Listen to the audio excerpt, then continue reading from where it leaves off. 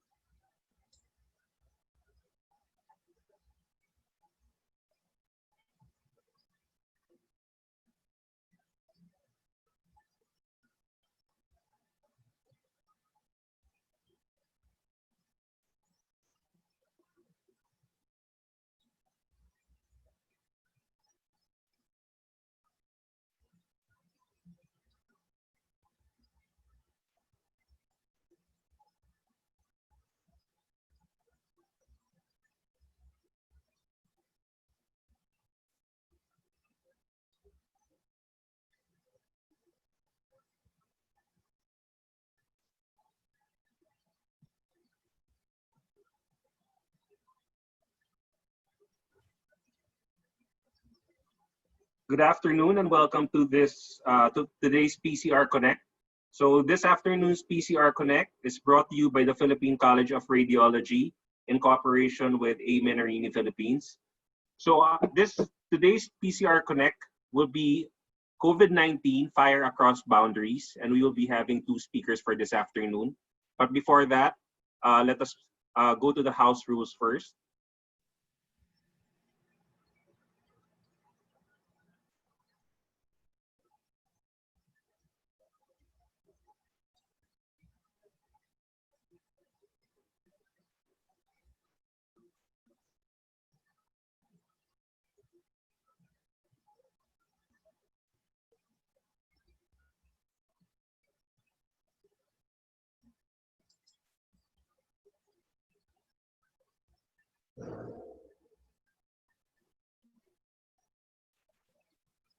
So can we go to the house rules? I'm sorry, there's some technical problem. Can you see my slide now? No, not yet.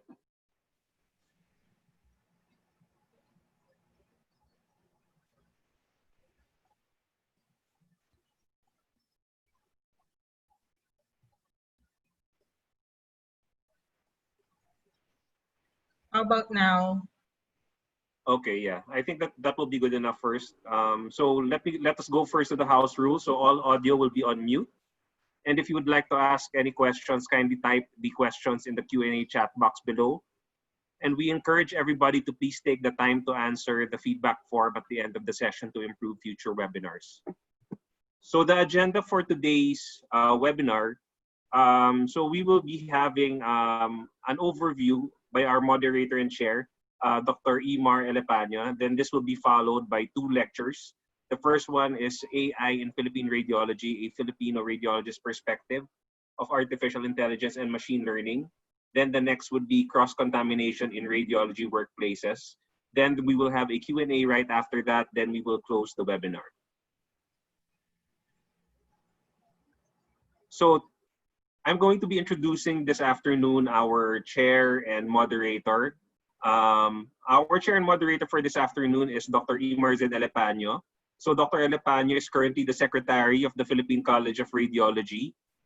He's also the CT scan section head at UPPGH. He's likewise the assistant chairman at the Asian Hospital and Medical Center. And he's also the CT and MRI section head of Asian Hospital and Medical Center. So I turn over first the floor to Dr. Elepaño to give us the overview for this afternoon's webinar. Dr. Imar, you have the floor. Okay. Thank you, Dr. Gabby. Welcome to the PCR Connect webinar series. Here in PCR Connect, we aim to enhance communication between members to facilitate the exchange of ideas and informations that is COVID-19 related for the improvement of the practice of radiology. We hope here in PCR Connect that you learn with us as we proceed with today's lectures. So sit back and relax and enjoy this afternoon's PCR Connect. Thank you. Back to you, Dr. Gabby. Thank you, Dr. Imar. So to start off this afternoon's webinar, we have 2 speakers. Our first speaker, who will talk about AI in Philippine radiology, a Filipino radiologist's perspective of artificial intelligence and machine learning. We have Dr. Erwin John Carpio. So Dr. Carpio is currently a diplomate of the Philippine Diplomate Board of Radiology. He is likewise a fellow of the Ultrasound Society of the Philippines and a CT-MRI fellow of the CT-MRI Society of the Philippines. Our next speaker, who will be talking about cross-contamination in radiology workplaces, we have Dr. Ray Chester Fabian. So Dr. Fabian is currently a diagnostic and interventional radiologist. He is also a diplomate of the Philippine Board of Radiology. He is a fellow of the Philippine College of Radiology and a fellow of the Philippine Society of Vascular and Interventional Radiology. So now I will turn the floor over to our first speaker, Dr. Erwin John Carpio. Dr. Carpio, you have the floor. Doc, you're on mute. There, okay. I can hear you now. Thank you for having me. I'll just set up my slides.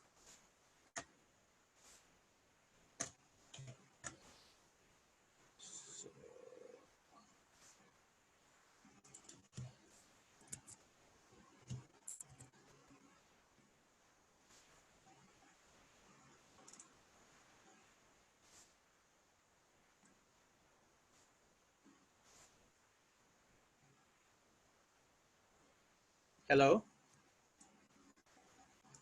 Go ahead, Doc. We can see your slides.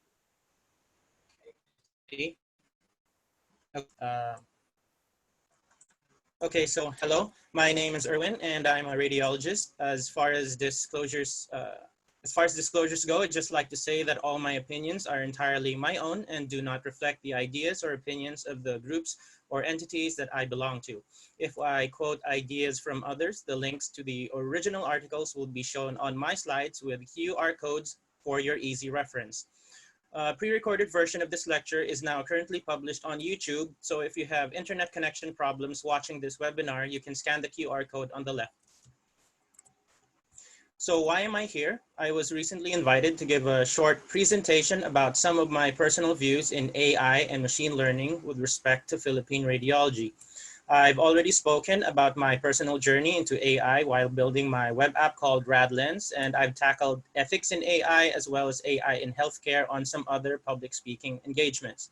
I've decided to compress and summarize some of these prior presentations and add a few more bits of information with regards to our current situation with COVID-19. So this is the current outline of my presentation. I'll focus on a short recap of my journey, why I started studying AI, and hopefully I can shed some light on where to start for those of you who might also want to learn a little more about AI and machine learning. I'll then introduce a few scientific papers which I found interesting with regards to AI and COVID-19. I'll end with my final message. So I've already mentioned this before in my prior presentations, but I cannot stress it enough. So if you forget everything, forget my story, my slides, and my entire presentation, except for one thing, just one thing, I hope it's this. It's that AI model performance is not clinical outcome. I picked up this idea as I was learning more and more about AI, so the idea is not exclusive to my presentation. Later on, I'll be sharing an exceptional article discussing this written by an amazing radiologist, Dr. Luke Altenreiner. So this is for part one, my personal journey into AI ML web development and design. I'll focus on my current story and what I've learned so far. So let's start with the trigger. Why did I start learning more and more about AI? So this is Geoff Hinton. I could say a lot about him, but nothing sums it up more than what others call him, which is the godfather of deep learning or AI. So he's definitely not a nobody. He was awarded the Turing Award along with two others, and in 2016, he made the statement, "You should stop training radiologists now." Oh, by the way, that's a QR code on the left. You can take a snapshot of the slide and the code will take you directly to the YouTube video. He said a couple of other things, but I prefer not to play those. I don't want to instigate a flame war. That's not the point of this presentation. So instead, I did some research and came up with these. So let's start with why AI will not replace radiologists. This is an article from Dr. Hugh Harvey, written in 2018. It's an amazing 9-minute read. The QR code takes you directly to that article. Some of the interesting points in that article were the following. First, we as radiologists don't just look at images. Then there's responsibility, human versus machine, and finally, productivity and demand. I think the most important point here is responsibility. You don't see a machine signing out a report, or if it did, the question would be, who would be responsible if it made a mistake? If there's no radiologist, will the AI vendor be willing to take up the liability? Will it be the data scientist or the computer scientist or the AI engineer? This is another article entitled "A Machine versus Doctor Fixation Masks Important Questions about Artificial Intelligence." The main point for me in this article is it's already 2020 and there is still no reports of a radiologist losing his or her job. So what's the problem? Geoffrey was wrong. There's nothing to fear. AI is just a fad. Why waste time on this? What is the lurking danger in the sea of deep learning and AI? AI is not a sentient creature that's here to kick you out of your workstation or take away your job. But why is there such a push for it? So here's an article discussing robots and management.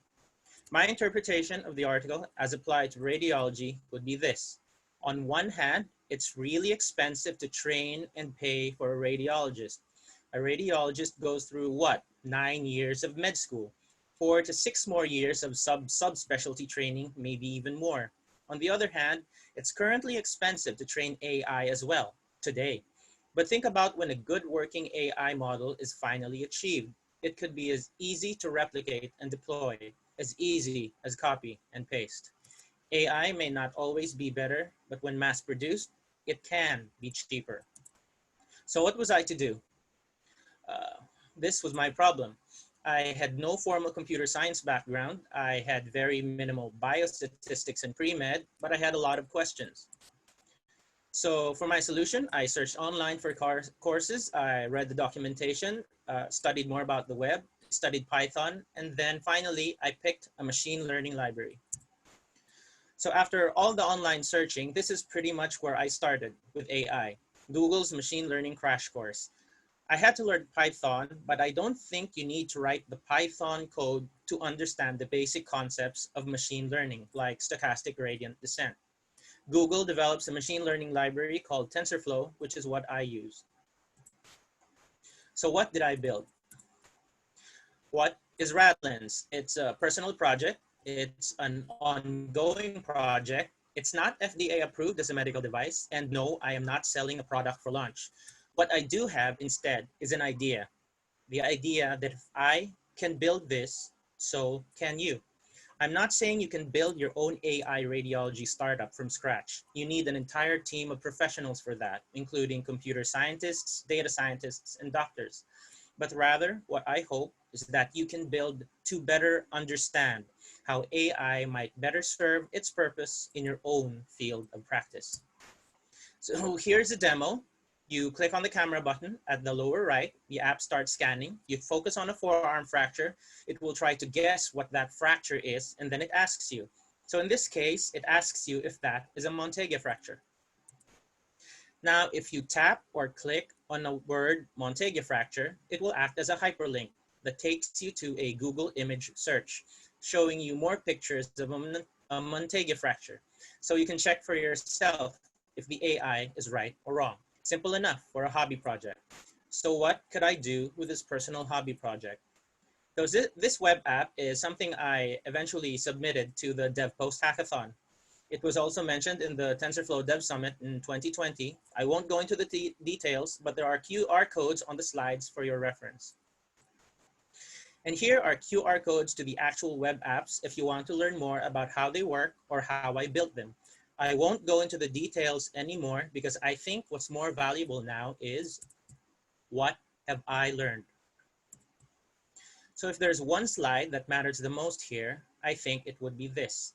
It comes from the article, Medical AI Safety, Doing It Wrong by Dr. Luke Altenreiner. He's a radiologist. So here he focuses on actual world implementations, not just model performance, and states that model performance, if we're doing drug development, is similar to the stage of simulation studies or animal models.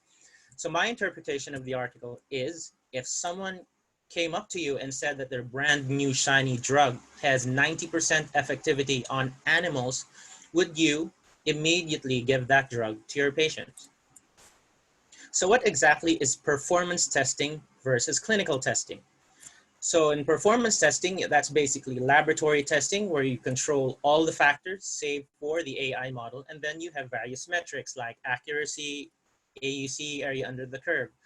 With clinical testing, you are focusing on the context of real healthcare, where you don't control all the factors and you focus on real clinical outcomes. Do you improve turnaround time? Do you actually save human lives? So here we have another article entitled Failing Loudly, an empirical study of methods for detecting dataset shift. The key statement in the abstract for me is that machine learning systems tend to fail silently. So what does this mean?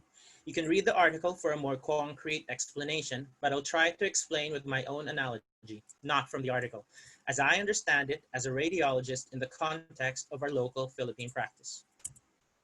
So this is not from the article. This is just my own analogy or interpretation of population or concept drift with respect to Philippine radiology. So let's start with a simple thought experiment. In fact, this is more of an oversimplification, but please bear with me, just so I can point out the concept. Let's say you start with 90% TB distribution in a population, let's say a town, a clinic, or even your own hospital. If the AI model diagnoses positive for PTB all the time, that's 90% accuracy. Now we treat the tuberculosis down to 10% distribution. If the AI model is unchanged and still diagnoses positive for TB all the time, then the accuracy has been reduced to 10%. This is a theoretical example of an AI model obviously failing loudly, given the changes in the distribution of disease or population shift. This theoretical example never happens in real life because no one ever sells an AI system that can only diagnose PTB as positive. That's ridiculous, and that is obvious. But what happens when it's not so obvious? Let's consider another example. 90% TB distribution in a population, so that's 90 people with TB in 100 patients initially. The AI model now actually diagnoses either positive or negative for PTB. We treat the tuberculosis down to just 60%. The AI model is still unchanged.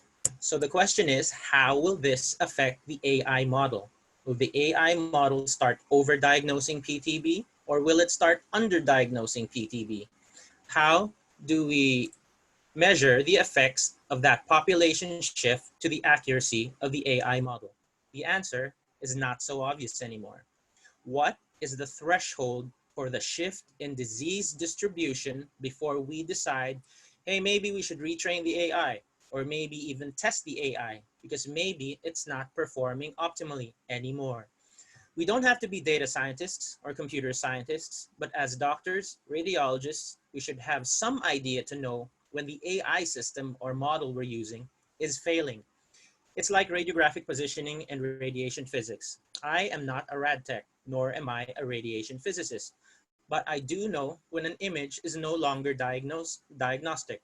I know when an ALV lacks angulation. I know when beam hardening artifacts cause streaks on a CT scan. I know when metal affects the signal of an MRI.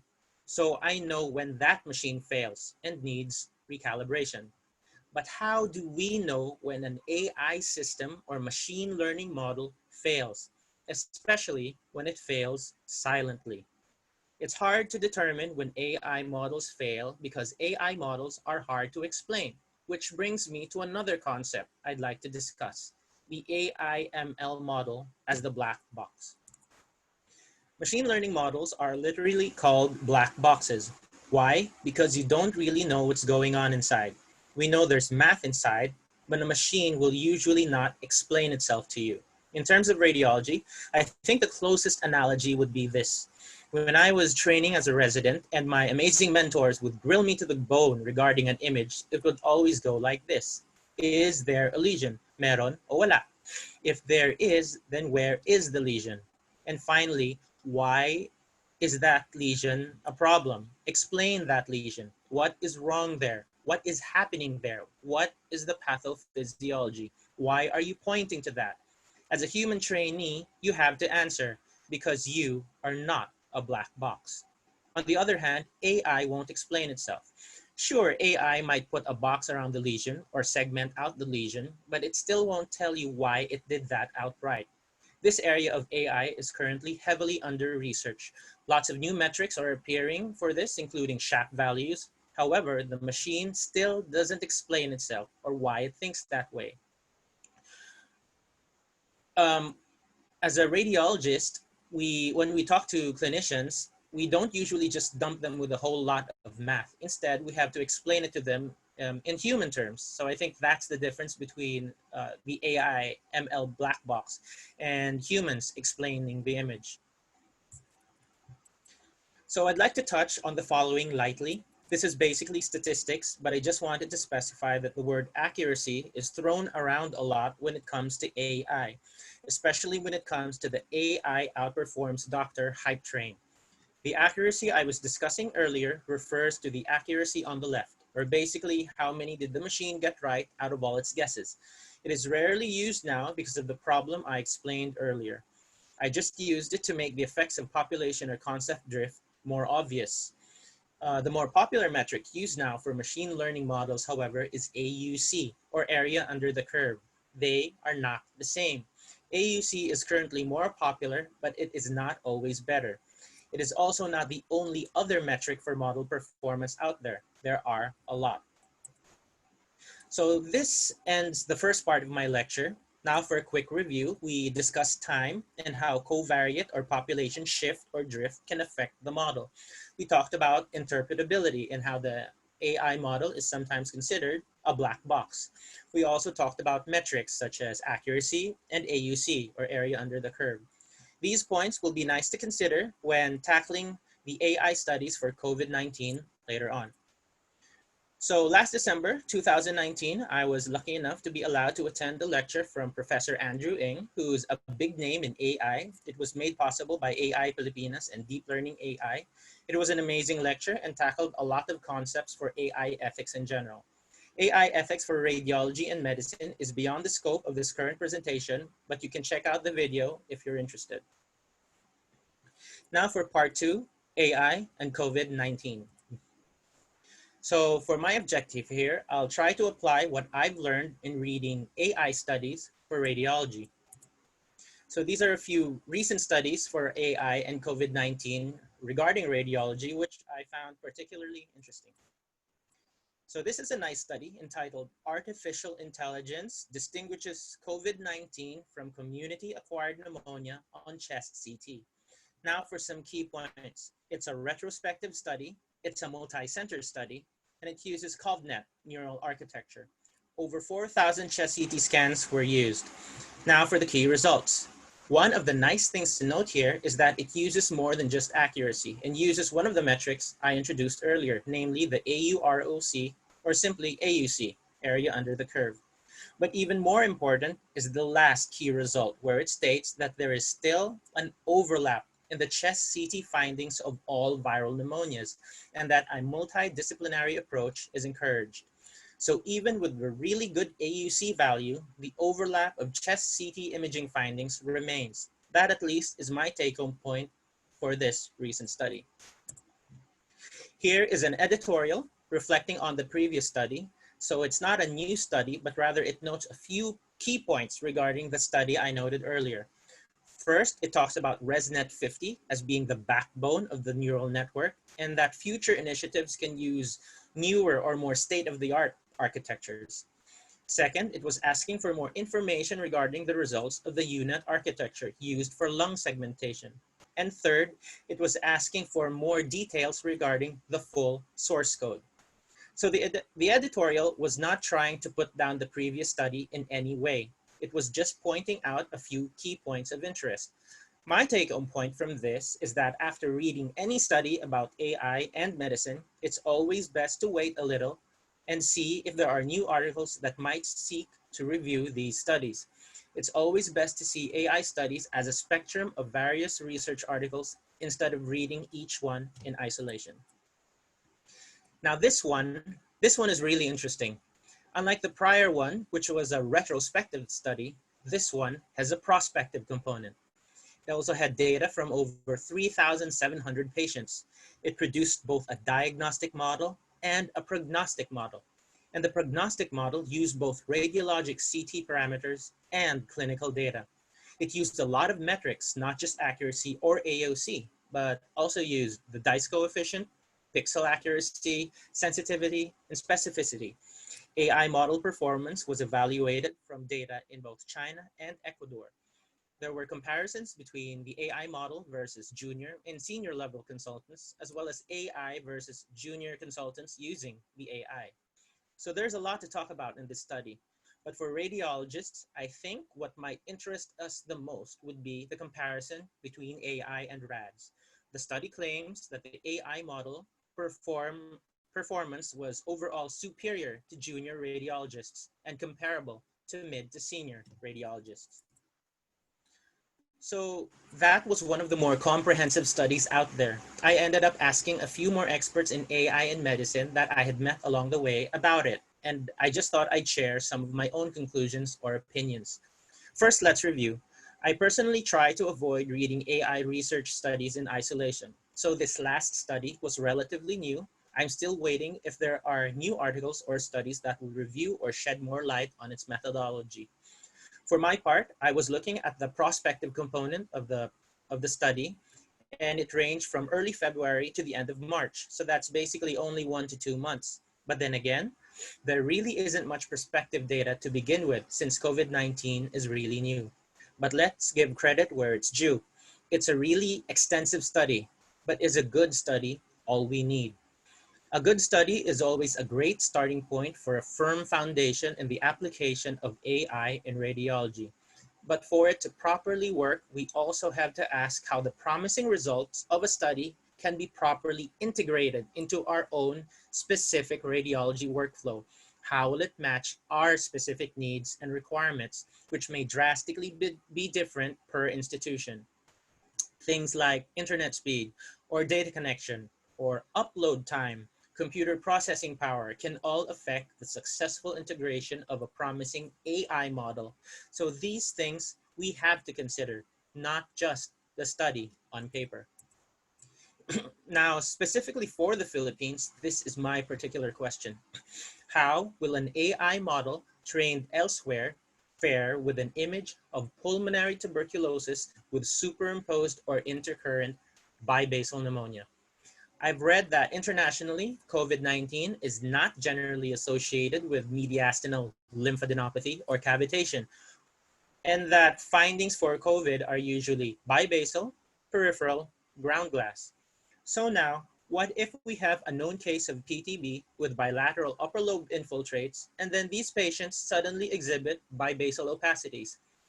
PTB is often referred to as the great mimic, and I just wonder how it will affect the performance of an AI solution, particularly in our country.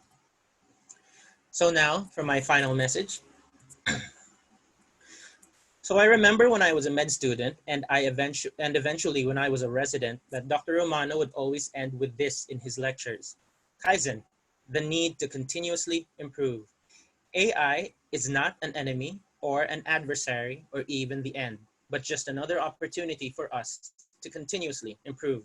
So with that in mind, I'd like to end with this word, ikigai, a reason to live. Sometimes I wonder if I should be angry with all the experts out there claiming that AI outperforms doctor or radiologist. I guess I'm a little angry, but mostly I feel challenged because being angry changes nothing, and it's not a good reason to live. In a way, maybe some of what has been said bears truth. Maybe we should stop training radiologists. We should stop training rads in a vacuum where AI is not part of our expertise. Instead, we should train and prepare our juniors and ourselves for the AI ML world that is to come.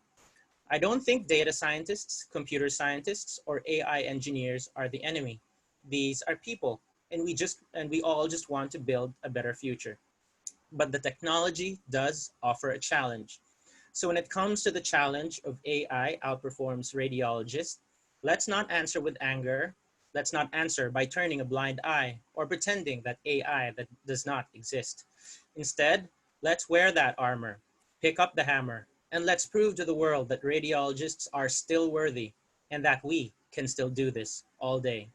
Because in the end, AI, machine learning, technology, these are all just tools at your disposal. In the final analysis, you are the ad hoc razor. You are the rad edge. Thank you.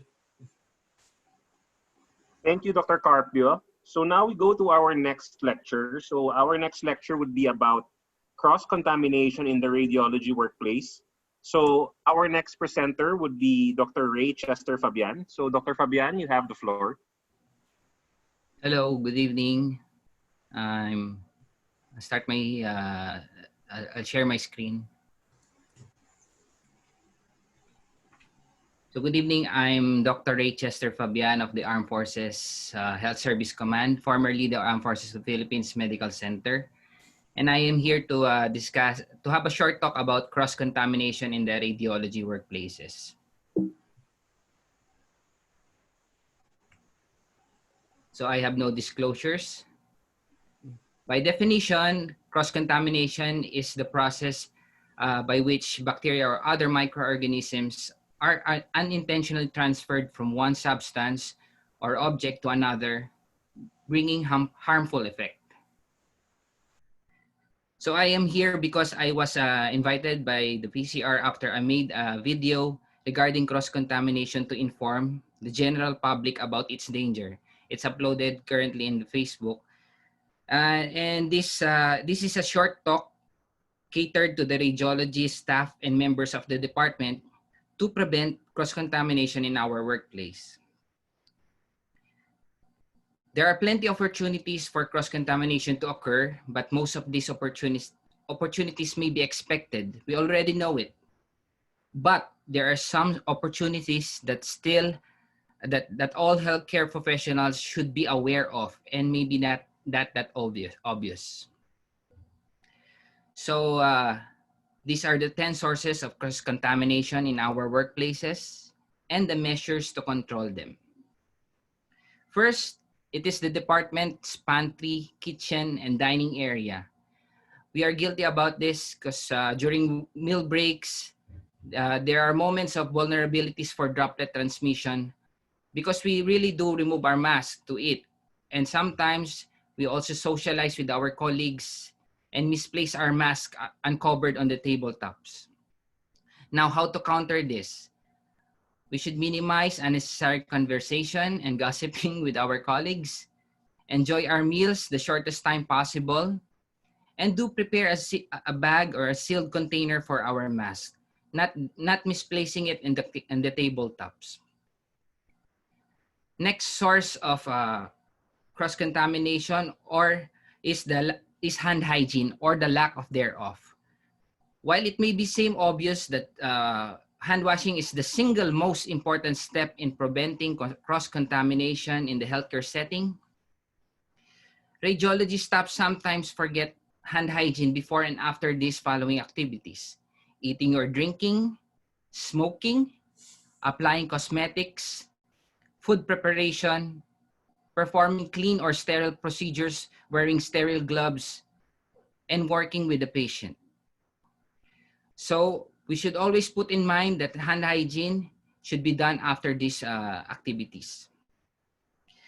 Next source of cross-contamination is the computer keyboards or the input devices like touchscreen devices. This is one of the most commonly overlooked areas of possible pathogen transmission.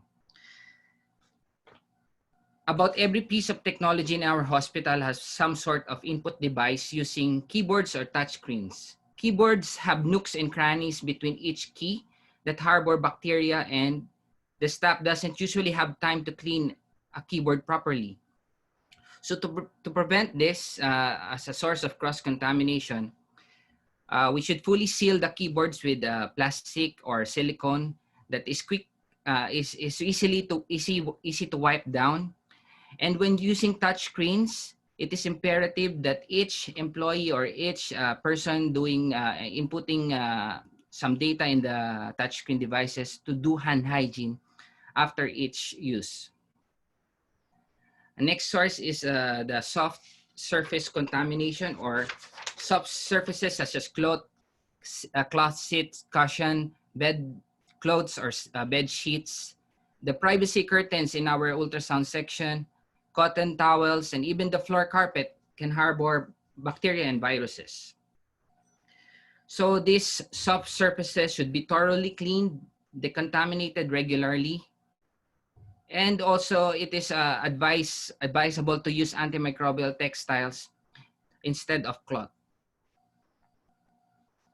Another source of cross-contamination is the diagnostic equipments. So now these the next sources of cross-contaminations involve sections of our departments with close patient contact. So ultrasound machines, radiograph cassettes, patient table can be primary source of pathogen transmission when it is not cleaned properly in between patients.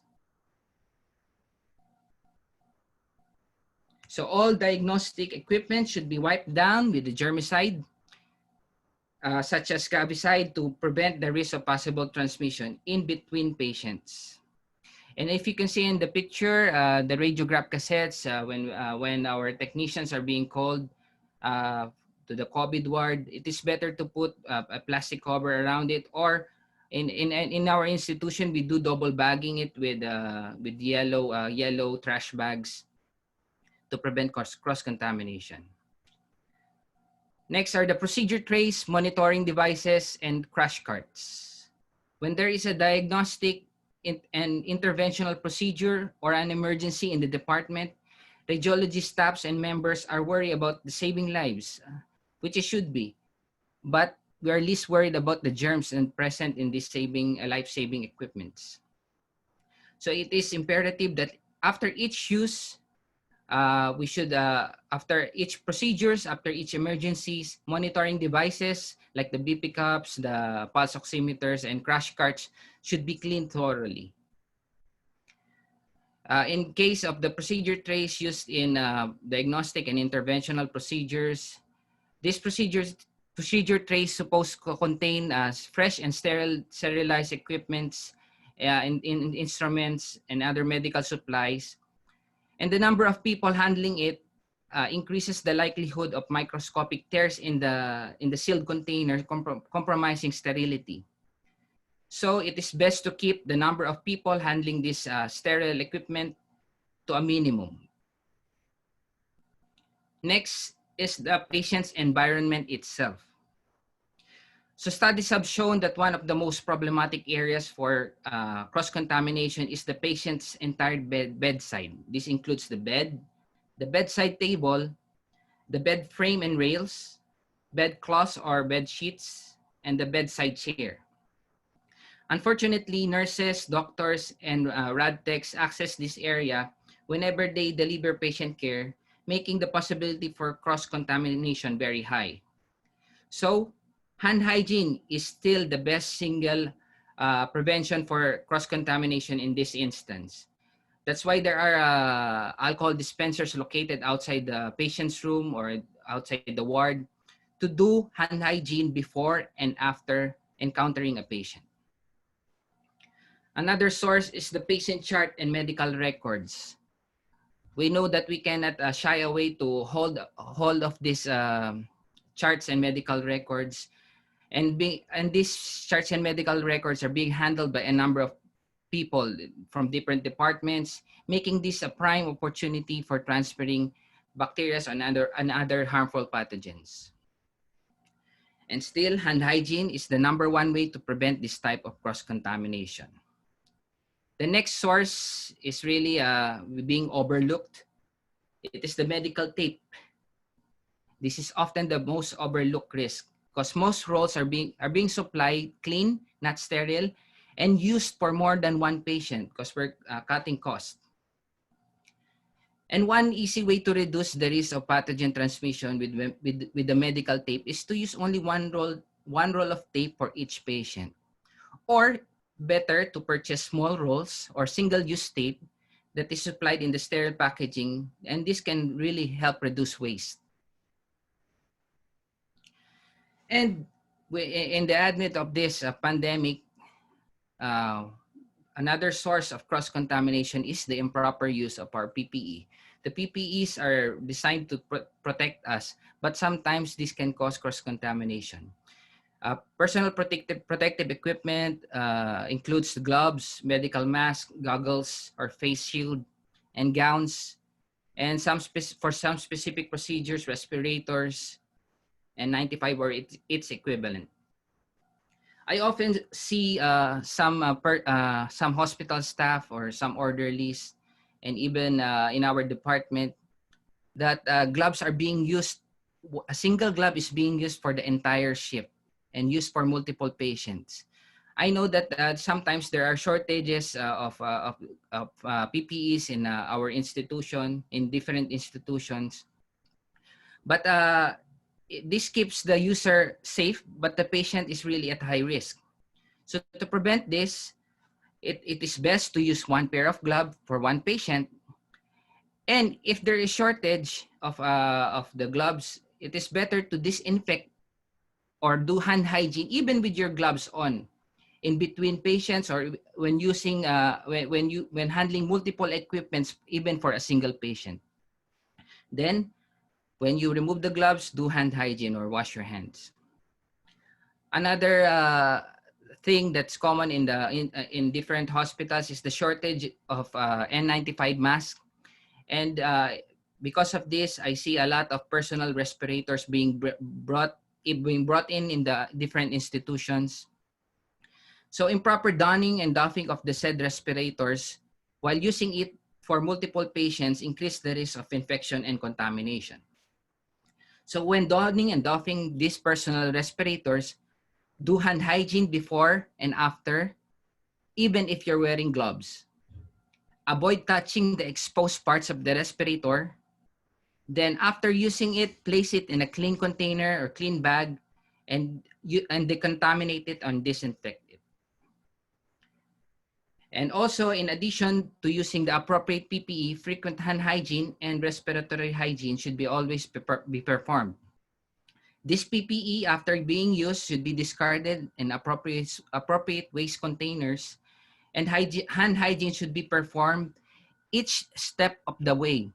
When you remove your mask, do hand hygiene. When you remove your face shield, do hand hygiene, even if you're wearing gloves. So, in summary, hand hygiene is still the single most important factor to prevent cross-contamination in our workplaces. The Center for Disease Control recommends that alcohol-based hand rub with greater than 60% ethanol or 70% isopropyl alcohol in healthcare settings. Unless the hands are visibly soiled, this alcohol-based hand rub is preferred over soap and water in most clinical situations due to the evidence of better compliance compared to soap and water. So these are my references. Thank you and good evening.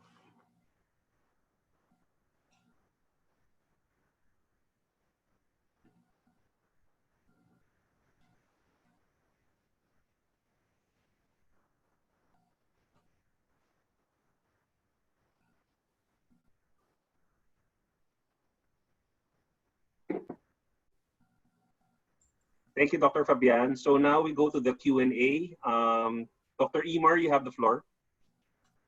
Yes, thank you, Dr. Gabby. We would like to thank Dr. Irwin and Dr. Chester for those wonderful insights. I'm sure a lot of our attendees for this evening have learned from your lectures and will apply them in their practice of radiology. Now, we would like to see if there are questions from our attendees. So while we're waiting for their questions, I would like to ask Dr. Irwin Carpio regarding AI. Dr. Irwin? Yes, sir. Yes. Yes, sir. Yes, Doc. What can we do if an AI company is to approach our institution and offer an AI program or platform? What are your recommended steps that as a radiologist can undertake regarding these matters? First things that come to mind, Doc, is number one, patient privacy. How will the data be transmitted to the AI? Because usually the question is, where will the AI model reside? Will it be up in the cloud in their servers, or will they be giving you the AI model so it can reside in your hospital? So the first thing is always patient privacy and patient data. The next one would be AI model maintenance, because some people think that when you have an AI model and then you give it to a hospital, that's it, it's done. But rather, I think I discussed the importance of population drift or shift, that even as the model is placed inside the hospital, as time goes by, the changes in the distribution of the disease can actually affect the performance of the model. So my next question is, okay, if you're going to provide an AI model for the hospital, who's gonna make sure or maintain that the model stays performant? Because whenever, let's say you get a nice AUC of 90%, that's basically a cross-sectional study. Like for that moment in time, it scored well. But how will you look at the model as it performs throughout time? I think those are the things that are very important. So Okay. just those two, sir. Follow-up question. We know the rules and policies of the National Privacy Council. Now, AI claims that they anonymize the patients. Mm-hmm. What is your personal opinion regarding the anonymized studies and the policy of the NPC that we should give consent forms to these patients whose images will be uploaded to the cloud using their artificial intelligence? Actually, that's an important question because we have to differentiate data privacy from data ownership. So data privacy is it secure? So is it anonymized? So no one can find out who actually owns those images. So that's data privacy. But the part where you ask for consent, that is data ownership. So that's very important now. I think it's not a question of what I believe, because that's actually a law. So you usually do have to ask the patient if they are okay with that, if they sign the consent form, if they're allowing that their image data is being uploaded to the cloud. I appeared on an AI Pilipinas meetup where there was a lawyer there who specialized in the legal part of data. So it depends. There are still some nuances to the law, but you really have to focus on the difference between data privacy and data ownership. I know that data ownership is very strict, especially when it comes to the Philippines, sometimes even stricter than abroad. So the only reason that we don't hear that many lawsuits right now is I think the NPC is currently looking at other fields like in business and in banking. So they're still not focusing on healthcare, but basically it still applies. The whole idea of data ownership, not just data privacy. Okay, thank you for that answer. How about the question of anonymization? Is it sufficient to just anonymize a patient's name, gender, and age? What if the AI needs clinical data like the clinical symptoms when it started? Is it still part of the anonymization process? Actually, Doc, when you're asking, yeah, sometimes the AI, like in the last study, it was looking not just for the images, it was also looking at the clinical data for the patient. So these things are important. So again, when you said the anonymization only tackles the data privacy, it is not enough for data ownership. So when they say it's anonymized, you're fixing the data privacy part of the patient, but the data ownership part still has to be tackled. So it's, you have to talk to a lawyer. I'm not really a lawyer on that, but based on the people I've been talking to, anonymization only fixes data privacy, not data ownership.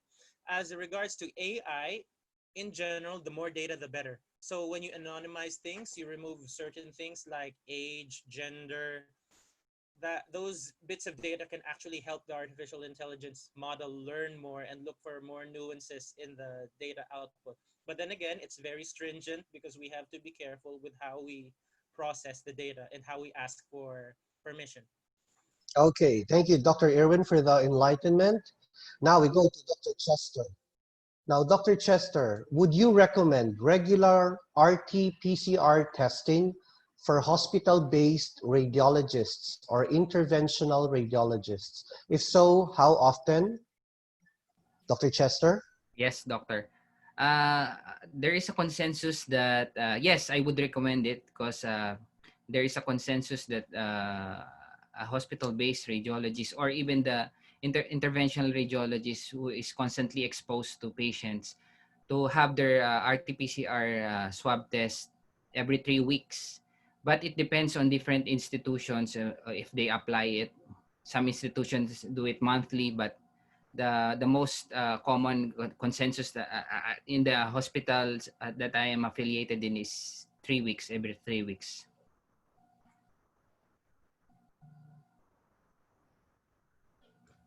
Yes, thank you for that answer, Dr. Chester. Other Yes, questions? You have enlisted 10 ways to prevent cross-contamination. yes, doctor. They are only 10, but it seems to be handful for other people. What can you recommend, or what is your institution doing so that the staff can always remember each and every step of those recommendations? Do you post reminders, or do you do seminars, daily talks? Dr. Chester? Yes, in our institution, we are posting the reminders on the bulletin boards, and there is a every week there's a weekly meeting or weekly conference regarding this, and how to keep to be safe during these times of pandemic, and especially in the high risk areas like the ultrasound section or the angiography suite. There are constant reminders in the walls and the boards regarding prevention of the listed cost of cross-contamination. I think these 10 lists are probably the reason why the healthcare workers are very prone to COVID-19 infection. Okay. So I think also the steps that you have told us could be applied by the other institutions. Yes, Doctor. Okay. One more question for Dr. Carpio. Um, there's a question about the accuracy of AI. They're probably asking for the your experience when it comes to the accuracy of the results of the AI that you have encountered. Dr. Irwin, you're in mute. Hello? Yes. Hello, can you hear me? Yes, I Dr. think I Irwin. answered that in the slides, that sometimes people always use that term loosely. Accuracy is high, but right now we're looking more at AUC, which is area under the curve. Because I think based on the example I gave for pulmonary tuberculosis, given how accuracy can be affected by the distribution of disease in a particular population. So you have to focus on that. So sometimes when I read papers, okay, I look at the accuracy, it's a nice number. Then I look for the AUC, because the AUC is more of a measure of how well the model can discern or separate two different categories or two different classifications throughout a span of different thresholds. So that's why most AI studies now bring out the AUC curve, or the area under the curve, instead of just the term accuracy. Okay. Did I answer the question? Yeah, yes, you did. Now, questions are pouring in. Now, for Dr. Chester again, there's a question here as to who pays the COVID test when one is hospital-based. Dr. Chester, you're in mute. Thank you for the question. This should be the responsibility of the hospital. But in reality, in different institutions, in one institution that I am affiliated in, the first test is free, but the succeeding ones are being paid for by the personnels and staff. So, but I think it should be the responsibility of the hospitals or the institutions you belong to. Yes, doctor.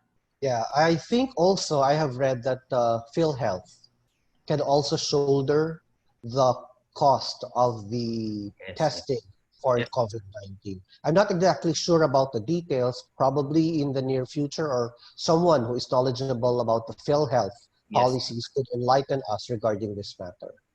Another question for Dr. Fabian. Most government hospitals require finger scan biometrics. Can this be a source of cross-contamination? Thank you for that question. Yes, definitely. This could be a source of cross-contamination, and the measures to counter this is we go back to the single most important measure: hand hygiene. You do hand hygiene after doing this. It's better to wash your hands, or if no soap and water is available, have your 70% alcohol ready, and do hand hygiene after doing this, because we cannot shy away from doing biometrics. It's part of the hospital policies to check our attendance. Okay. I'm sure there are still questions out there. In case you come up with one, you just email our speakers or email the PCR Secretariat for your questions. Gabby, is there any other agenda for this afternoon, Dr. Gabby? Yes, Dr. Imar. I guess that's it for this afternoon, Doc. If I may, we can already start our closing for this afternoon. So I'd like to thank, of course, the Philippine College of Radiology for giving us this opportunity to partner with you, as part of AIM and Narini Philippines. And I'd like also to thank our speakers for this afternoon, of course, Dr. Carpio and Dr. Fabian, and of course, also our moderator, Dr. Imar. We've had a very insightful PCR Connect again this afternoon. And I'd also like to take this opportunity to invite our audience in our future webinars. So as you can see in our slide, please don't miss our next webinars. As part of the iManage Assembly, we have a topic on sustainable financial health in the time of SARS-CoV-2. And our speaker would be Mr. Chinky Tan. He's a wealth and life coach. So we will be having this on July 10 from 6 to 7:10 p.m. Then we also have our Angina Academy. So this is a regular webinar for our cardiovascular portfolio. And our next webinar would be on July 8th at 7 p.m. And the topic will be the role of optimal medical therapy in the management of chronic coronary syndrome during the COVID-19 pandemic, which will be brought to you by our guest speaker, Professor Bijoy Canderia, who is the former president of the American Society of Echocardiography. So, Dr. Imar, thank you again for this afternoon, and as well as to our speakers. And thank you also to our participative audience. And I hope all of you have a blessed Sunday ahead. Thank you. Thank you, sir. Thank you, Dr. Gabby. Thank you, Menarini. Thank you.